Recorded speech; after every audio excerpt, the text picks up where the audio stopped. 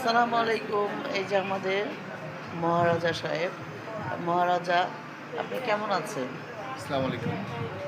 জি, আমি এই বেদের মেয়ে জ্যোৎস্না গল্পের আমি মহারাজা এবং আমার পাশে যিনি রয়েছেন ইনি মহারানী এই রাজ্যের। বঙ্গরাজ, বঙ্গরাজ। আমি বঙ্গরাজ আর উনি হলো মহারানী আর কি। হুম, তো আমরা কাজ করছি, তবে সব ভালো, কিন্তু গরমটা এত বেশি।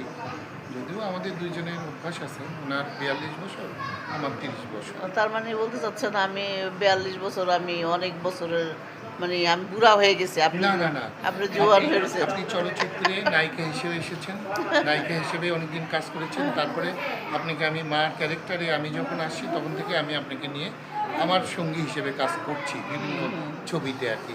সেই জি। চলচ্চিত্রের বয়স বলেছি, জি, কারণ জি, আপনি আসছেন নায়িকা হিসেবে, তখন আপনার বয়স ছিল 14 কি 15 বা তার জি। চেয়েও কম। না, তা না। আরেকটু বেশি ছিল, 18-19 এরকম ছিল। তা যাই হোক, তো যাই হোক, ওই সময়টায় কাজ করেছি। হ্যাঁ, এখন কাজ করতে তো বয়স তো হইছে না, অবশ্যই। বিষয়টা বয়সকে আমরা এড়িয়ে যেতে পারি না, না, কিন্তু তারপরে কি সেটাই। আপনি নায়িকা ছিলেন, এটা বাস্তবতা। ঠিক আছে, সেটা আমাদের সেই দিন চলে গেছে। এখন আমরা মা-বাবার ক্যারেক্টার করছি। এটা সিরিয়াল হচ্ছে। হ্যাঁ, অবশ্যই আপনাদেরকে জানাবো। আপনারা অবশ্যই নাটকটি দেখবেন। অবশ্যই সবাই দেখবেন, বিশেষ করে আমাদের দুজনের জন্যই দেখেন।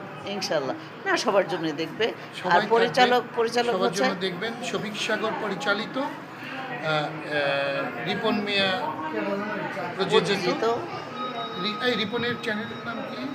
এলো মিথিলা টেন। ও, মিথিলা এন্টারটেন। ওকে, আমাদের সঙ্গে আরও আছেন, আরও যারা রয়েছে সেটা হলো, নায়িকা, নায়ক, আপনারা সবাইকে চিনবেন। রাকিব, হিরো। বিশিষ্ট বিশিষ্ট চলচ্চিত্র অভিনেতা গুলজার আহমেদ আছেন এবং বিশিষ্ট চলচ্চিত্র অভিনেত্রী পারভিন